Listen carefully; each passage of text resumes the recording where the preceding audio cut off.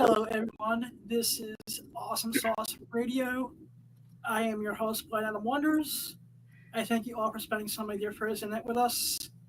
Tonight's episode of Awesome Sauce Radio is brought to us by my good friends over at Terrificon. Terrificon comes to the Mohegan Sun in Connecticut, August 16th, 17th, 18th. They have an amazing guest list. Whether you're in the comic books, movies, TV, video games, cosplay. Some of the bigger guests are Jim Lee, Adam Hughes, if you're really into comic book art. If you're into wrestling, they got Samoa Joe and Sergeant Slaughter. And tonight's special guest, who is a legend. He was the Lord of the Thundercats lino, bowling for dollars. He was Imus's right-hand man. Was in a couple episodes of the Skittles, Cocoa Puff Birds. Because we're cuckoo for Cocoa Puffs. Hey, watch it. That's my line. And well, but then we hunk for a hunk of cheese. Good friend of the show, one of my mentors, a friend, Larry Kenny. How are you, sir? I'm good, my boy. Nice to hear from you again. It's been this. I think it's the third time we've talked, isn't it? On your show, anyway. Yes, it has been. Yeah, I looked it up. I can't complain. I'm glad that the heat's letting loose a little bit. Yeah. And hopefully I'll be comfortable when I go to another convention up over in New Jersey this weekend for a little bit. Okay. I'm going to the Collector Con, but are you excited for your appearance over at Terrificon this year? Where? The one in Terrificon, the one in Connecticut. Terrificon. Oh yeah, sure. Terrificon is probably my favorite Comic-Con. I was there since I was at the very first one, and every one since. It's been about 10 years, I guess. Yeah, about 10 years ago, I think. Mitch Halleck, who runs it and owns it, he had his first one up in Trumbull, Connecticut. And it was in a hotel, and it was just one, not a tiny room, but one, I guess, a conference room of the hotel or something. And he's the first Terrificon I ever went to was at the hotel, and it was during the weekend of some hurricane. Oh, you were there too? Yeah. Wow. And then of course we've gone on to the hockey arena in Bridgeport. And now he's at the Mohegan Sun, and it's huge now. It's one of the biggest Comic-Cons. Yeah, Mitch runs an amazing show. He does. What is your favorite part of attending some of these conventions?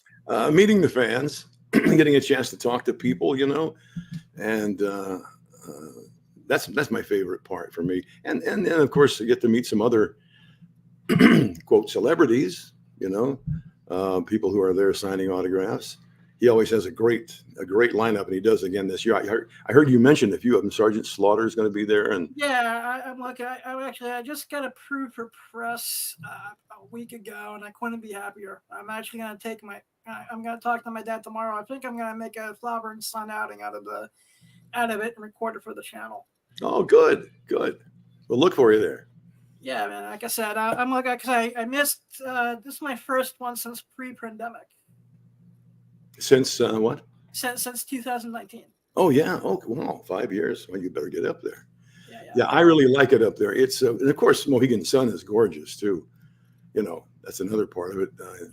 And you get to stay right there in the hotel and just go downstairs and sign autographs and go back upstairs. A lot of these Comic-Cons, you stay in a hotel, maybe in some cases a few miles away from the event, and you have to be shuttled back and forth and everything. But Terrificon is, well, terrific. Yes.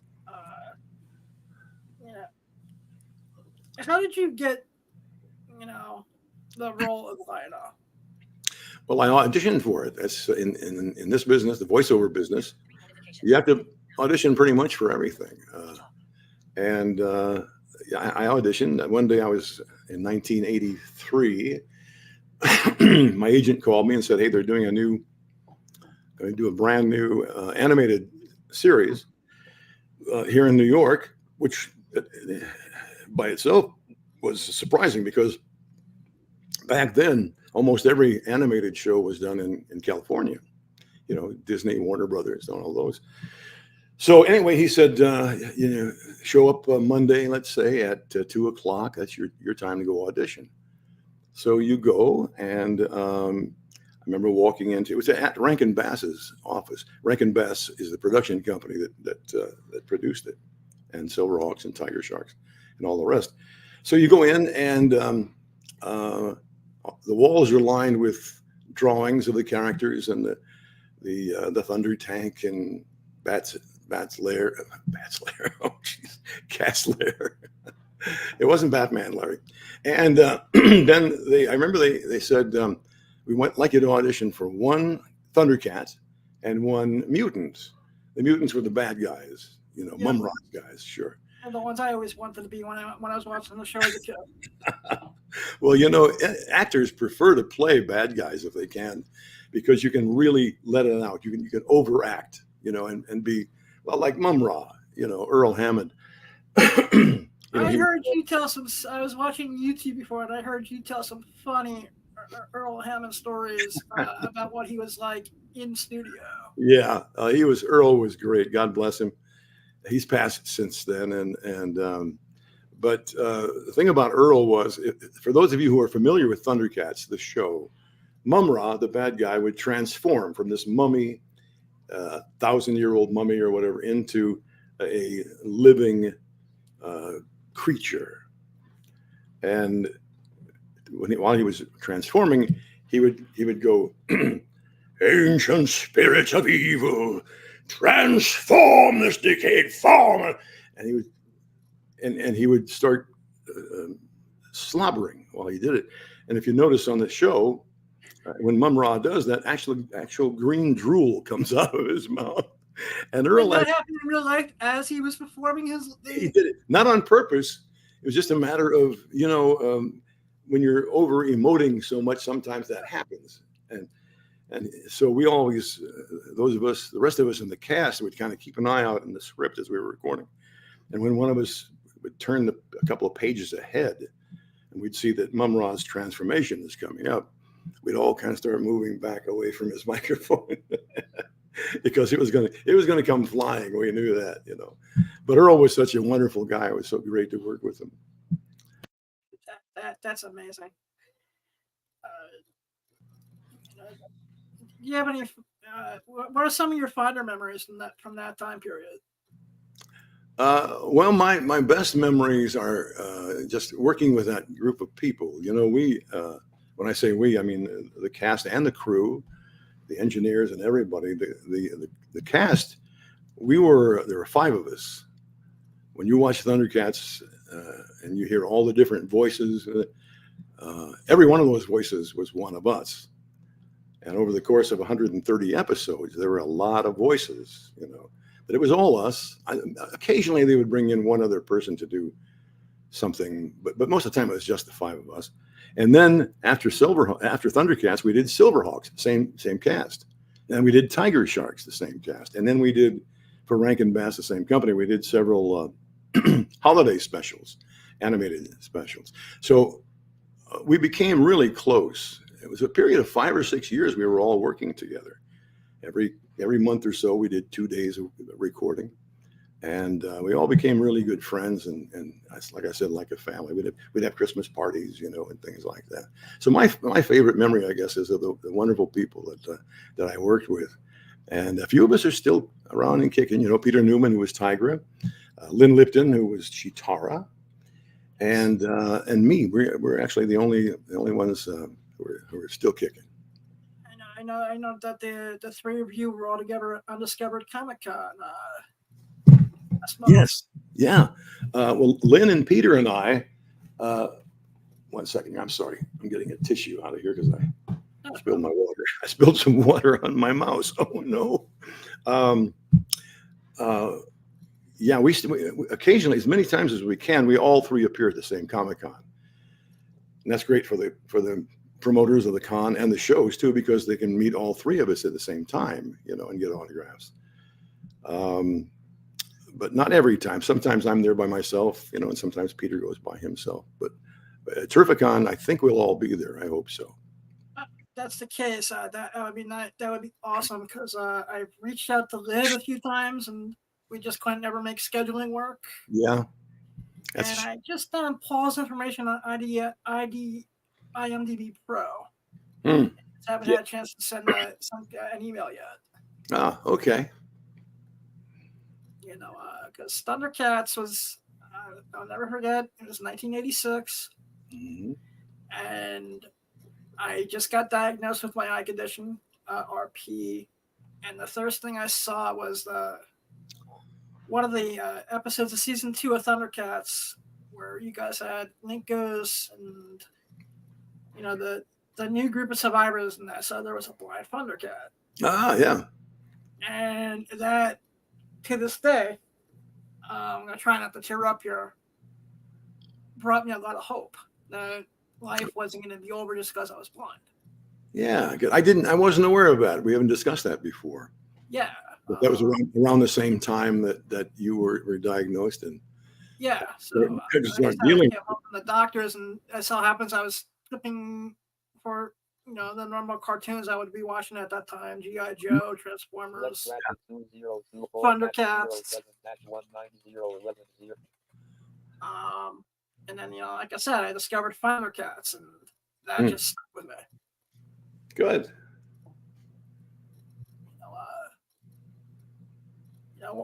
Why do you think Thundercats has lasted the course of almost 35 years? Yeah, it's at least 35 years. Well, who can really say for sure, Adam? But I think there are a lot of elements. I think, first of all, the show itself, the theme of the show, the idea of the show was kind of unique because at that time, back in the early 80s, a lot of the existing animated shows, cartoon shows, were getting some flack from a lot of people for being too violent and from being, they called them just vehicles to sell toys, and things like that. But the too violent thing became a big movement in the country. A group of mothers, I think, was protesting to the FCC that we need to take out the violence from children's programming and things like that. So Rankin Bass, to their credit, intentionally came up with a show that where there was not nearly so much violence, and that had messages. It had the good moral messages. In fact, the code of Thundera, as you know, is truth, honor, justice, loyalty, and I may be leaving one out, but it was all that's it. Intended to be something uplifting to the little kids who are watching. Even some punk teenagers who may or may not have been too old at that point to be watching cartoons, but that's besides the point. Yeah, that's right. They had their own. But the message even today still kind of resonates, I think. I think so too. Yeah. Well, when I go to these Comic-Cons, Adam, so many people come up to my table and we're talking about the show and that particular era. And so many people have told me over the years, with varying degrees of detail, that they maybe didn't have a great childhood. And I think I know what they're talking about, even if they didn't voice the exact details. But I think some of them were very, very lonely, had maybe not a great home life, you know what I'm saying? And maybe got bullied at school. They were outcasts, Unfortunately, that still happens today in schools, the bullying and all that kind of stuff. But so many people have told me that they were in that situation, but when they went into their rooms and watched Thundercats for that half hour, they felt wonderful. All that other stuff was gone, and that means an awful lot to me. One of the reasons I am so protective of the Thundercats legacy is that it means more than just a cartoon show to a lot of people. And I'm only going to speak for myself. I'm not going to try to speak for anyone else. To me, it, taught me a sense of morality, and also gave me a sense of hope. I still always want to be one of the mutants, though. I still like to be a mutant. I like that. Because at that time, Thundercats had the most. Which one would you? Umbra had a dog, for crying out loud. He did. Mamut. Yep. Mamut, yes, the dog. It was just like, what to see him kick the crap out of Snarf just because Snarf got on my nerves. That's right. Poor old Snarf. Poor Snarf, yes. Snarf, I know. You know, people even to this day either love Snarf or they hate him. A lot of people thought he was annoying, you know, but a lot of people thought he was cute too, you know. So it's a little both. You know, as I've gotten older, Snarf has grown on me because he reminds me of God rest her soul, my grandmother. Oh, really? Snarf does? Yeah. How so? Just a little bit of the nagging. Well, now I bet you're glad you had that grandmother to kind of set you straight on some things, right? Oh yeah. Yeah. How did you come up with the voice of Jackalman? Well, as I said when we went into the audition, they had this was a brand new show. You have to remember, hadn't been on the air yet, so nobody knew what it was all about, who the characters were. So when we got to when I say we, I mean me and I think they auditioned 300 people for the voice of Lionel on both coasts, New York and California, L.A.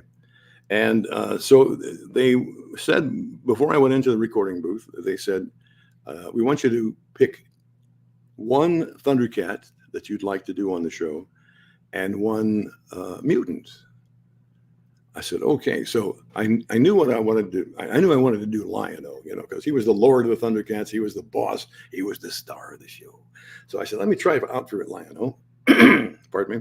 And then there was something about the drawings of Jackalman that kind of drew my interest. And as soon as I looked at him and I read the synopsis under the drawing of what he was like, he was wily and sneaky, you know.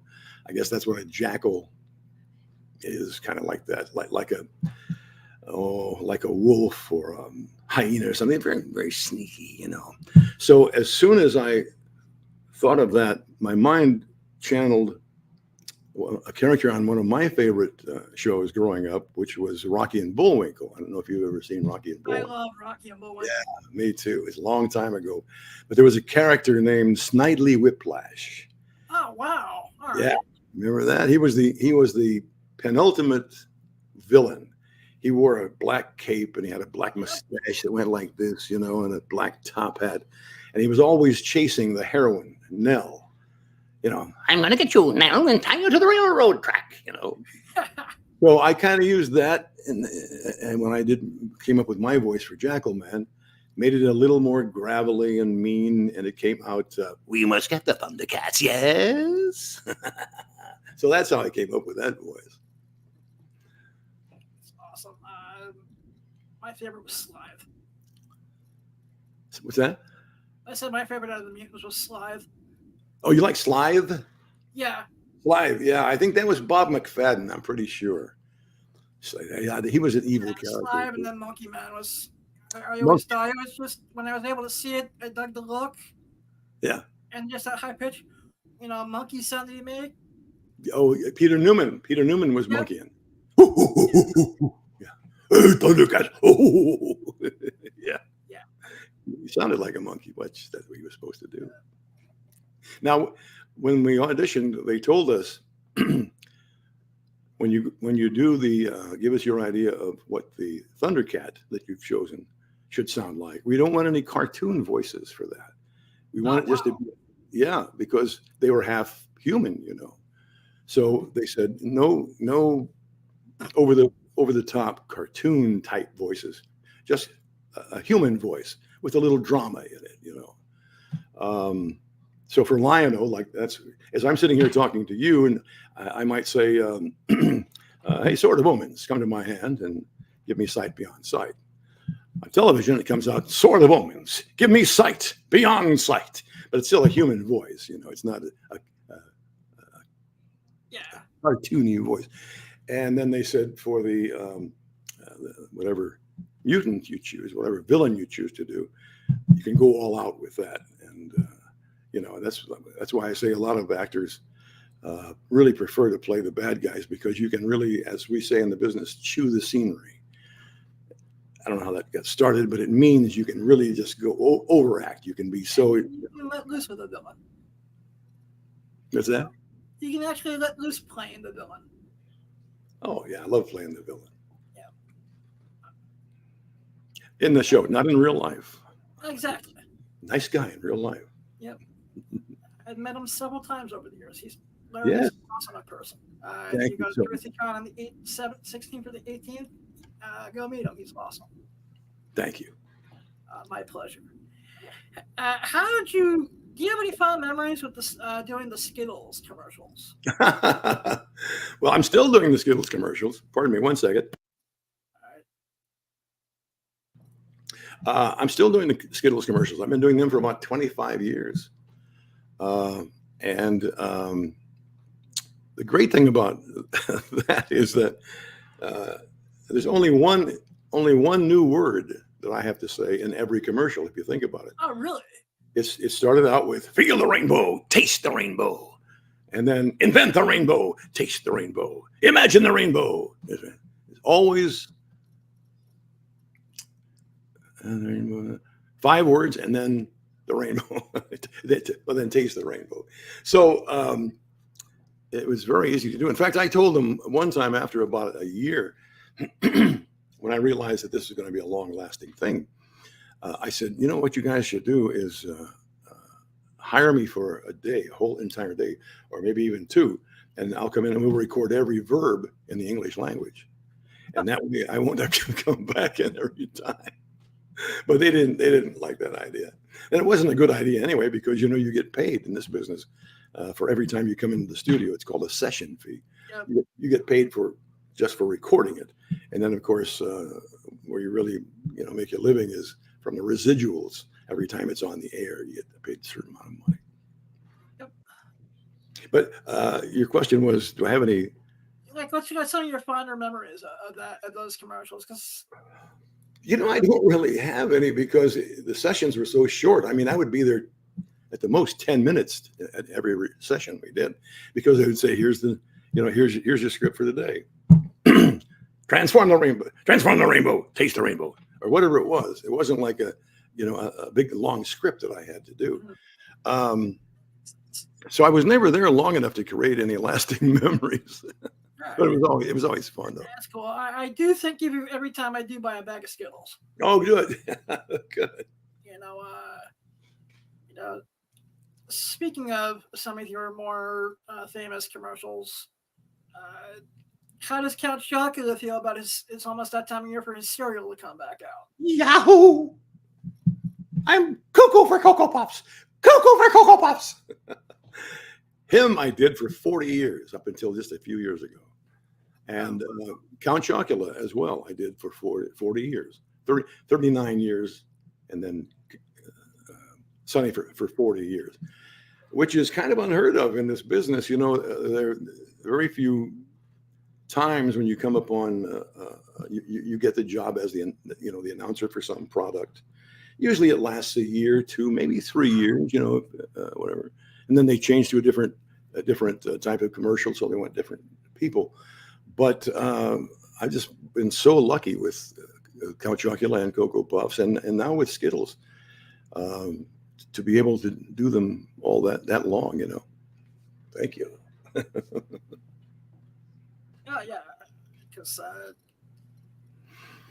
so you said Bob was Frankenberry? Yeah, Bob McFadden, who played Snarf on Thundercats. Pardon me. Wow. So I'm just coming off a little bit of a cold. My voice, I don't sound like Larry Kenny right now. I'm sorry. But Bob McFadden, who played Snarf in Thundercats and 100 other characters, as we all did. He was the voice of Frankenberry. Remember Frankenberry cereal with strawberry flavored marshmallows. And so Bob and I worked together for so many years, not only on the Rankin Bass cartoon shows, but on Thundercat on what we called the monster serials. Back in those days, we wouldn't do just an individual Count Chocula commercial or an individual Frankenberry commercial. For several years, they used both of us on the same commercial, and they were called the Monsters, monster cereals. Yes, And growing up, they were my favorite cereals of all time. Is that right? Great. Yes. Glad to hear it. That's the reason And look how well you turned out. Yeah. This between starting to get back and doing stand up and doing this, it's a dream come true. Especially when I started out, I was on the opposite sense where one of your co-anchors' names wasn't allowed to be mentioned in front of the crew I was with. I'm sorry, I missed that. I'm sorry. Basically, I want to know if you have any what are some of your fonder memories of working with Imus? Oh, with Imus. Because I'm a former Howard Stern Whack Pack member. So even mentioning the name Imus would have gotten my throat slit back. Yes, I understand that. Howard was never a fan of Imus's. Well, working with Don Imus was amazing. And again, in terms of longevity, I was with him for 35 years on his show. And he was exactly what you saw and heard on the air. He was a real curmudgeon. He could be nasty. He could be, rude, things like that. But he can also be very, very nice. And he was very good to me, by the way. I never got any of the flack that he used to give some of the other people on the cast. And he would do it on the air. He would say, "Bernie, get out of here." He never did that to me. And somebody asked him once, it was one of the 60 Minutes reporters. 60 Minutes did a segment of a show about Imus. The guy came to the show for a week straight. I forget. I remember watching that segment on 60 Minutes when there. Yeah, and he asked me. He asked Don on the air. They use it on the air. He said, "I noticed that you're pretty rough on your crew here. Sometimes you get pretty nasty with it, but I notice you never are that way with Larry Kenny. Why is that?" And I said, "Because he'll kick my ass." Really? And there was a very good reason that he said that. The first night I ever met him, I don't want to go into the whole story, but this was back I was a disc jockey in Chicago, a morning disc jockey in Chicago. And this is in 1973. And Don had just come to New York to be the morning guy at WNBC. I had never met him. But a mutual friend of ours called me and said, "Hey, Don asked me if I thought you would like to do voices on his show." Oh, because Imus had mentioned to this guy that he said, "I'm sorry, I'm making it too long. It doesn't need to be this long." But anyway, he said, "Do you think so this guy, Walt Ryan, called me and said, Imus wants to know if you'll do some short bits on his show." And I said, "Well, sure, yeah." So for a year, again, I was in Chicago doing the morning show. He was in New York, but we both had news on at the same time, at the top of the hour, 5 minutes of news. So while the news was on, he would call me and say, "Okay, today let's do a Richard Nixon talking with Henry Kissinger," or something like that. And I would ad lib it, and we'd do like a 3-minute thing. It'd always start off with, "Imus in the morning." And he'd say, "Mr. President, what do you think about this? What do you think about that?" And so that lasted for a year, and I never met him. Then I got the opportunity to come to New York and do my own radio show in the mornings at WHN Radio. It doesn't exist anymore. It was a country station. I was going to just ask if that was the country station. Yeah, it was a country station. Yeah. I had been working at a country station in Chicago, WJJD. So I moved to New York, and then I started, doing my own show, and then also kept appearing on his show for, another, many, many years. And anyway, going back to the first night I met him, I flew out to New York, and he was doing a stand-up comedy at that time, along with radio. He was appearing at a nightclub in Manhattan. I forget the name of it. And so he said, "Why don't you come over to the nightclub and we'll do it live." Yeah, it was on stop. Mm-hmm. I was telling my timer to stop. Oh, okay. So I came over to the nightclub where he was on stage, and I stayed up in the control room, where they controlled the lights and the sound and everything. And we did my bits that way. He was on stage, and he would talk to me, and I would, respond. And we did 2 shows that night, I think. And it was not until 3 o'clock in the morning we were finished. And I must point out that this was back during Imus's dark period when everybody knows, I can say it. He was drinking and doing cocaine, and he was really irascible and very, very tough. He even got fired after a while from NBC and then came back. But the shows were over. He was really messed up, and we were all leaving. And we were on the elevator. I was on the elevator with him and his wife, Harriet. And they were arguing, and she said something, and he grabbed her and threw her against the wall of the elevator and pulled his fist back like, well, I just jumped on him by the collar, and I threw him against the wall. And I said, "You don't do that to a woman when I'm around, pal." And as soon as I said it, I thought my career is over. I can't say that to him, but I couldn't help it. I said, "Hey, that's not right."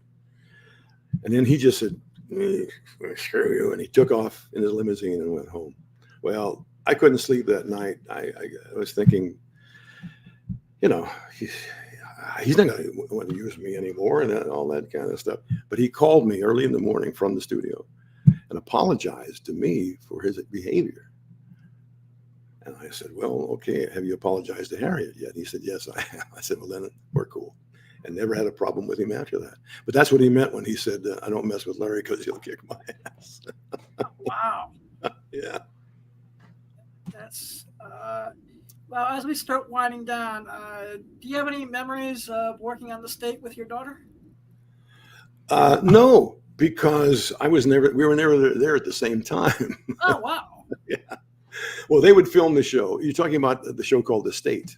Yep. Yeah. My daughter, Carrie Kenny, she was one of it was her and 10 guys had this improv group called The State. Well, they formed at NYU when they were all freshmen, all 11 of them, and started this new improv comedy group called The New Group because the past there had been a group called The Group.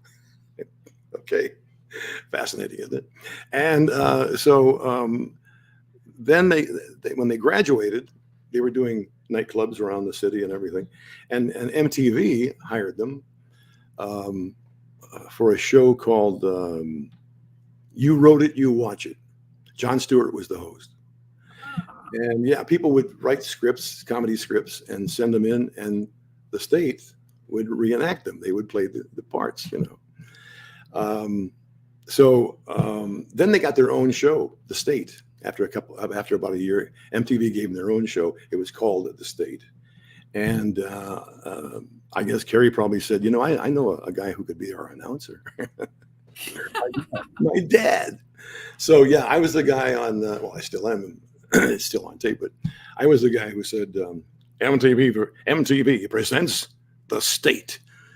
And then over the years, they would do a lot of parodies of commercials and things like that. And they would usually use me as the announcer on the commercial, So that's how that went. But they never were there when I was recording my part. Oh, wow. So that's why I say I have no fond memories of working with her on that. That's cool. Like I said, it's got to be available somewhere online. I haven't watched it in years. The State? Yeah, I'm sure it's on. I'm sure it's on. They still do. In fact, just a couple of months ago, The State, the whole group, except for a couple of the guys, They do reunion shows all around the country, San Francisco and Denver. They did a tour this past winter, the state reunion tour, and they went to Chicago, Detroit, New York, and recreated a lot of the old bits that the routines they did on that show. And when they did it here in New York, of course, they asked me to come down and just say, "Ladies and gentlemen, the state." That's awesome. Yeah. Yeah. What advice would you give to someone just starting out or thinking of starting out voiceover? Well, I'm not really the one to give advice these days for that, because the business has changed so much from when I started out. Certainly, I mean, in 2 weeks, I will have been in this business 60 years. And so it was so much different back then. I started out as a disc jockey, a radio disc jockey, and worked my way up from Peoria, Illinois, to bigger and bigger cities, finally in New York. And when I got to New York, then that's when I was able to start auditioning for commercials and doing commercials. And then that became my full job. I mean, I soon learned that I could make a lot more money going, for 20 minutes at a time from one recording studio to another doing commercials than I could sitting 4 hours a day playing records. But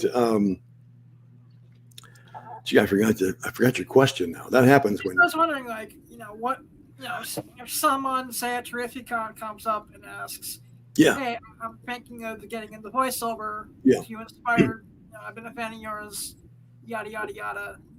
What tips or advice would you give? Well, I tell them now, because the business has changed so much.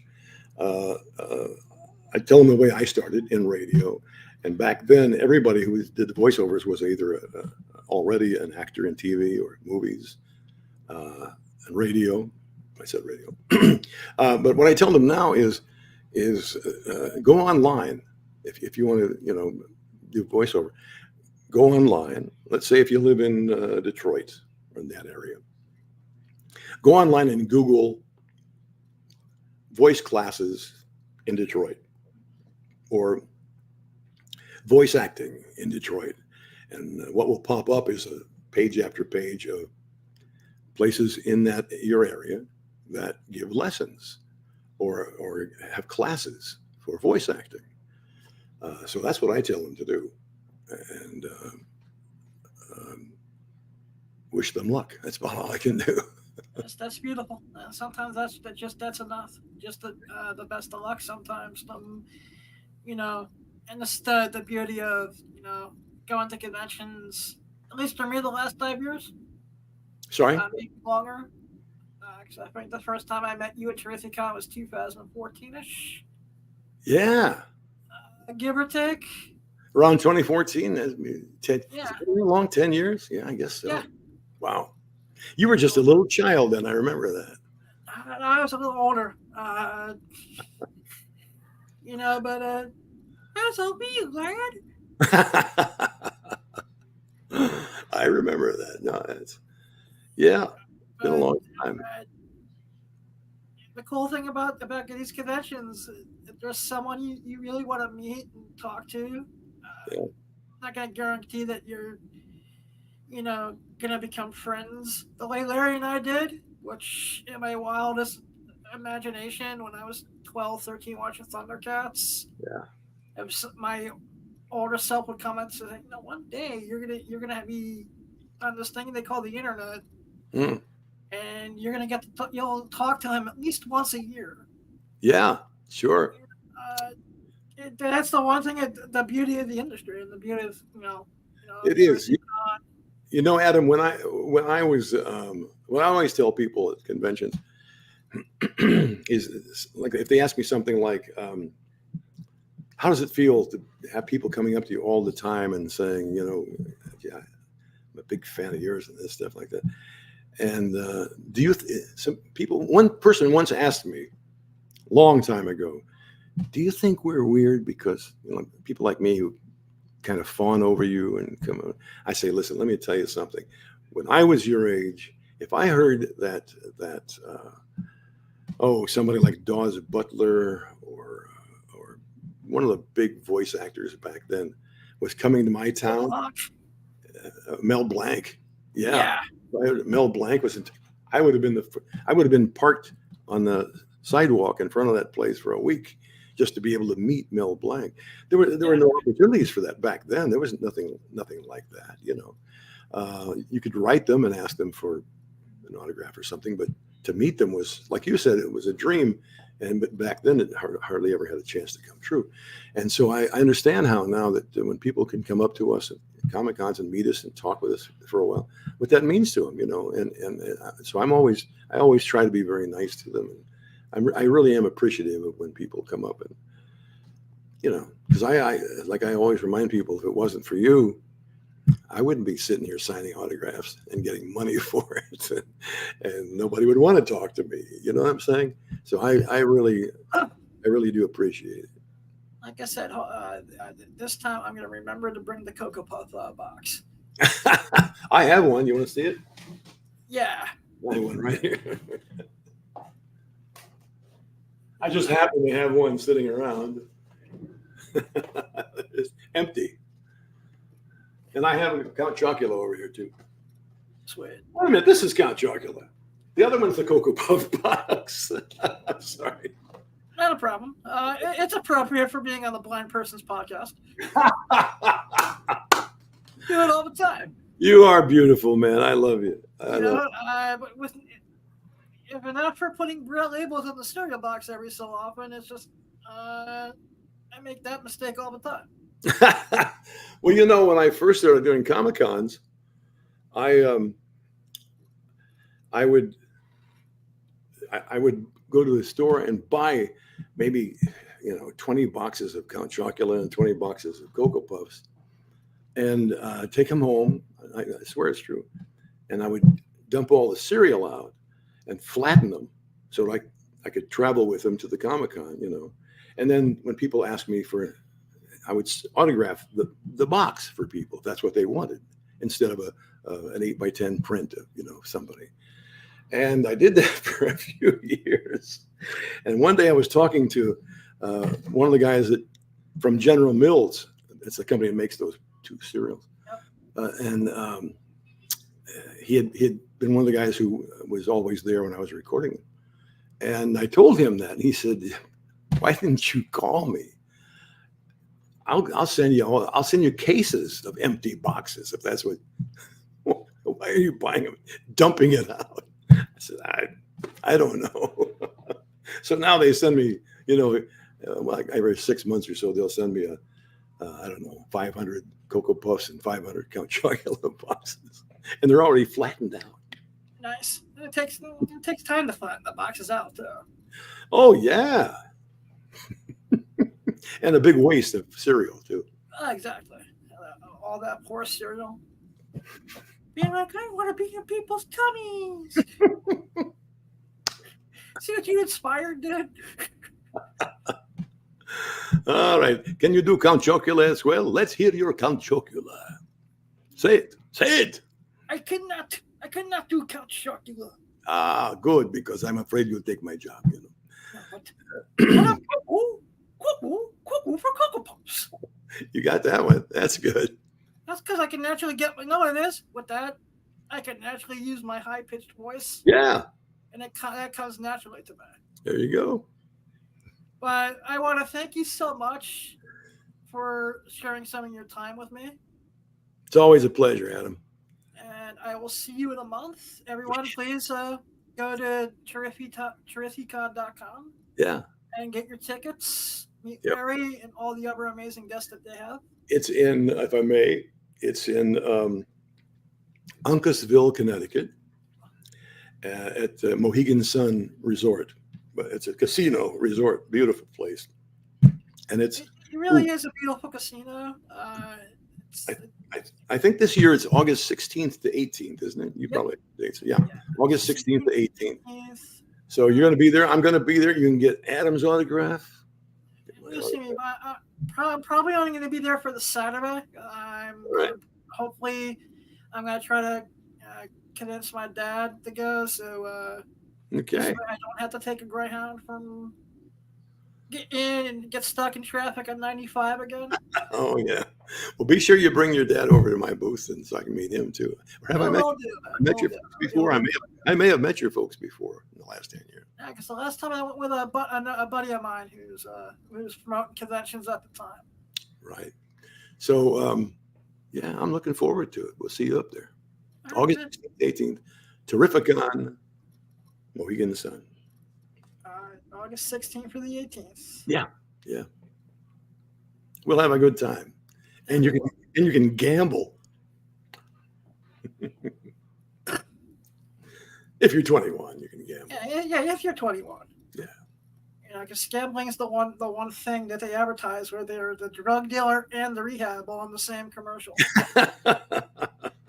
Yes, come, bet on slots, play craps, and if you have a problem with gambling, please call 1-800. Whatever the anti-gambling thing is now, so you can get up with the problem we're helping you create with this dirty commercial. Adam, you're killing me. You always kill me. You're so funny. Thank you. That you just made my night. Oh well, you're my boy. You know that. You're my guy. I've liked you since the first time you contacted me, and you were so friendly and and then when we met the first time, I said, yeah, I like that kid, and I like that you're doing what you do.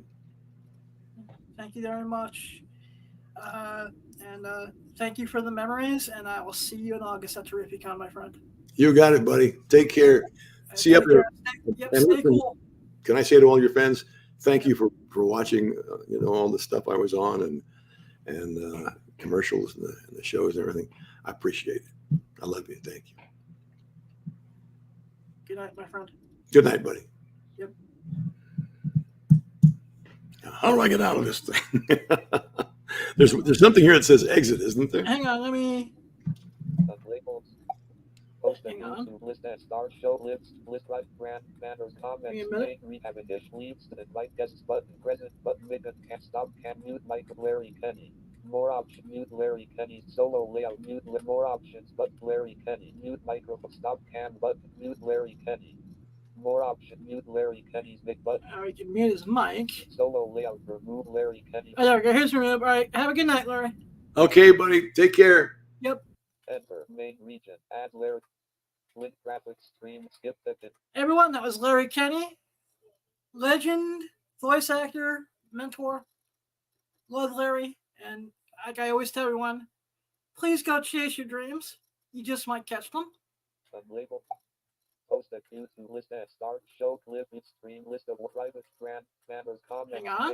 Have a dish leave student invite guests. That's for professionals. Present commitment stop mute mic line that more option mute line that solo later move. Blind Adam's a punk. Hang on, let me I'm gonna text a buddy of mine real quick. Speech on. Messages. Double tap to open. Hang on. Messages. Safari. Double tap. Switcher. Close messages. Close That's messages. like that. Messages. Safari. Phone. 2 new items. That's like that. Tab bar. Contacts. Tab. 3 of 5. Alien rock. Big tab bar. Contacts. Tab. Contacts like that. Cafe. Heading. Alex. We got the D. We got the B. Betsy. A B C D E F G. Cindy. Michaela. Cat. Dab. Daughter. Dog. D. Disc. Drip. Cat. Heading. Cat. Flick. Cat G. Chris Fuzzy. Cat G. No. G. DR. Swiss brain. Cat H. Swiss brain. Swiss brain. Video. Button. Mobile. Message. Swiss brain. Message. Button. Swipe upward. Messages. Text field. Yeah, my phone doesn't want to mess up now. Hey, brother, come on. If you're up for it, you can come on now. Period. Just finished an amazing interview. Period. Thank you for the friendship and support. Hop on if you want. Insert K brother. Unsend. Button. Send message. And we just sent the message. iMessage. Insertion point and start. Yeah. Messages. Close messages. Phone. Current app switcher. Phone. Current action. Activate. Close phone. Closing phone. Now, if we want, Spotlight. Text field. Is editing. Speech on. I have no clue what the spotlight is. New layout. Edit layout. Show more layout. We'll give Chris the Greatness a couple minutes. Stream. Skip, pause, can pause, return, end, main, logo, and label, line, host, live for 0, make it solo as you, group leader, small, show, edit, new, remove, solo, mute, line, more up, line, add, mute, my stop, can, make it, present, but invite, leave, studio, but. We're not gonna leave the studio yet. We're gonna drink some water. I hope everyone really is staying cool this weekend. Heat wave is finally starting to break, thank God. And it's been a really hot summer. To the point where I'm glad the heat's starting to break because it's been hot outside, very hot. And it was just, like I said, thunderstorms were great. Invite guests, but present, mitten, stop, mute, mic, line, data, more up, mute, line, data, solo, later, move, so mute, more up, line, that, mute, mic, stop, can, mitten, present, invite, leaves, having issues, control applications. Nope. Escape. No. Main region and having issues. Stream up. And I'm a comic book podcast. Of course I'm having issues, yo. What's up with that? Don't have. Of course you have issues if you do comic books, yo. Yeah.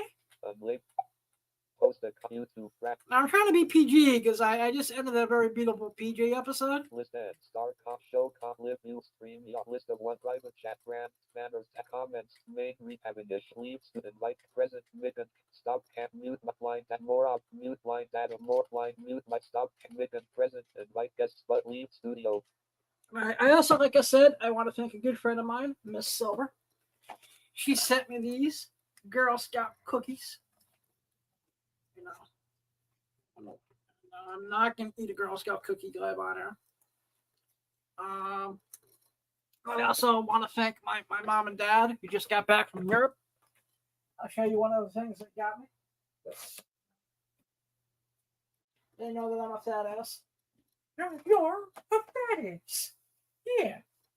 So what they brought, they went to, a European vacation, and they went to Amsterdam and Switzerland and France, Germany, and they got me this. They got me genuine Swiss chocolate in a chocolate bar. I don't know if this is gonna show well because, like I said, I don't have a man in the chair. Having issues, but leave student invite guests but present mitten stop can mute mic line data. It's fine. Mute stop mitten present invite leave student having issue main comments tab selected. Like I said, I'm gonna give Chris the Greatness a few more minutes, and then if he doesn't show up, I'm just gonna end this. But like I said, this is the genuine Swiss chocolate bar. Still don't want to eat it. I just really like the really beautiful wrapping it's in. It looks really nice. It's like raven shit, but it's amazing. And yeah, so I'll eventually eat that. I'll do it. This is what we'll do. If I get 5 minutes, and all the stars align, and I actually make it to Collecticon on Saturday, and I get 5 minutes, and a 5-question interview with Peter Cullen, I'll come home and I'll finally open this and eat this genuine chocolate bar from Switzerland. And we'll review it here on the podcast, yo. Because candy is awesome.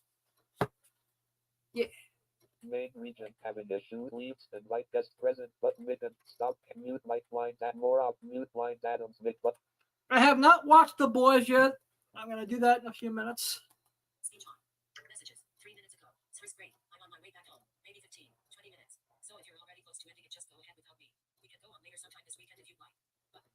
All right. Speech on. So Chris will not be joining us tonight. He's 15 to 20 minutes away. And, Chris and I will do an episode together later in the week. Of course, you can catch us on Drunken Chat tomorrow night on Mighty Mel V's channel, along with the Comic Crusaders channel. I'm going to break down the studio and then go watch The Boys because I want to see how the season ends. I want to see Homelander go insane in the membrane. And like I said, the actress that plays Ashley, woo, woo, woo. I may be blind. I'm not that freaking blind. Testify. But once again, August 16th, 17th, and 18th, make your way to Mohegan Sun to the terrific Comic-Con.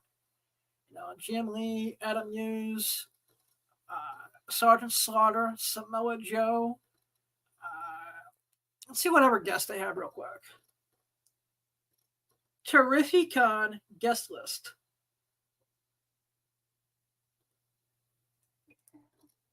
You don't have any ChrisCon guest.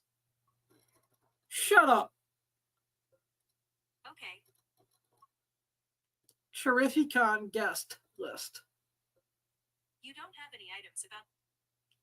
Find me Terrificon 2024 guests. Here's what I found. You piece of garbage. Speech on. Trisha's Southern Kitchen. Country star Trisha Yearwood shows. Search the web. Listen. Search Trisha's Southern Kitchen. Trisha Paytas Platinum. Trisha Yearwood. Websites. Websites. Heading. Damn Texas speech. 8:55 p.m. Messed with me again? What's up with that? Press home to unlock button. Comic Book Convention, Connecticut, August 16th through 18th. Okay. I found this on the web for Comic Book Convention, Connecticut, August 16th through 18th. Check it out. Yeah, we found it. Let's see whatever guest we got here.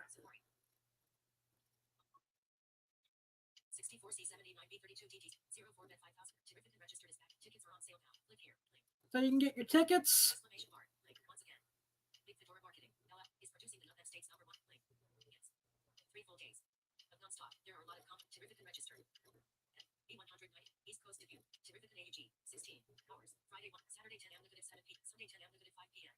All right, so on Friday is Saturday 10 a.m. Sunday 10 a.m. Negative 5 p.m. it's 10 to 5 on Sunday. Sunday 10 a.m. Negative 7 p.m. Saturday's 10 to 7. Friday 1:30 negative 8 p.m. 1:30 to 8 Friday. Sunday early bird ticket holders. Get it 30 minutes before parking is free or show. https://terrafecom on Instagram. Buy your ticket.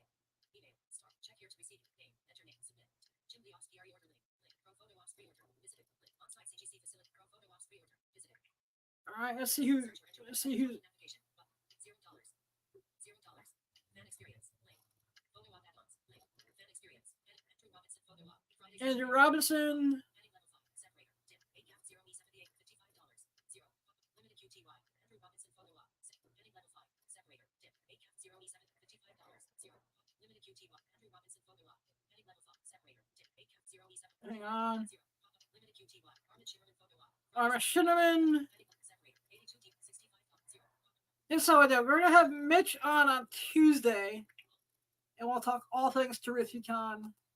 I'll learn about the guests, special events, panels, cosplay, and all the good information. But Terrificon.com, August 16th through 18th. I still can't shake this damn cough. I'm gonna go see my doctor on Monday. See, just make sure I don't have any lung issues. But remember, you don't need sight to have a vision. It isn't what happens to you, it's what you do about it. Go chase your dreams, just might catch them. I love you all. Blind Adam out. Stream yelling grass skip the awesome edit lit awesome's cancel restart but pause but return end stream but enter banner reach not yet but end stream but enter